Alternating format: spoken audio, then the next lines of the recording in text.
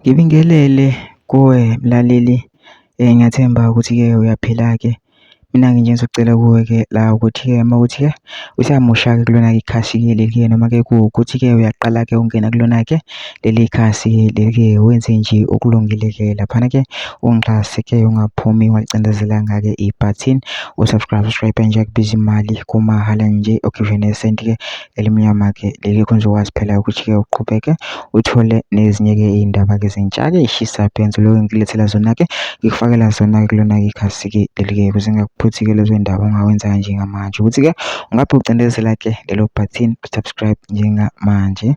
Udaba ngilethele lona-ke namhlanje la ngilethele udaba-ke oludabukisayo-ke laphana olushaqisisayo-ke laphana-ke nginayo-ke sithi-ke kubikwa ubuhlungu kudutshulwa umfundi waseyunivesithi ebanjwa inkunzi washona.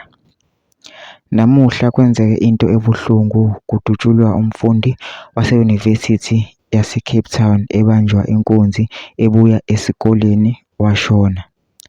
Kuthiwa lo mfundi uqale wabanjwa inkunzi isigebengu samthathela ifoni sibese simlandela ngemuva nokugcina ngokuthi-ke simdubule ekhanda washona sase sabaleka-ke lesigebengu.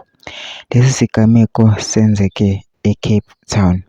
Amaphoyisa-ke abhezi-ke phansi phezulu afuna-ke sona-ke lesigebengu. Lesigebengu siqale-ke sambamba inkunzi esayithola-ke into esiyifunayo ekutheni-ke ekudlula kwamaminithi ambalwa-ke sabe sesimlandela-ke futhi-ke sekwayilapho-ke khona-ke simdubula khona-ke ekhanda. Kuvele kube sobala ukuthi-ke lesigebengu-ke bekuyikho vele-ke ukuthatha-ke umphefumulo wakhe lo mfundi lo. Amaphoyisa-ke aselivulile-ke icala yathungatha-ke laphana-ke owenze okubi. Mina ngicela lapha kuma-comment section nje usho uvo lwakho ukuthi nawe ucabangani ngalokho udaba-ke lolu-ke bese wenza okulungile nje ungixhase ucindezele-ke ibhathini subscribe nje kubiza imali kumahhala nje ukhiphe nesenti-ke elimnyama-ke leli kuzokwazi phela ukuthi-ke uqhubeke uthole nezinye-ke iy'ndaba-ke ezintsha-ke nje ngizolokhu ngikufakela zona-ke kuna-ke ikhasi leli.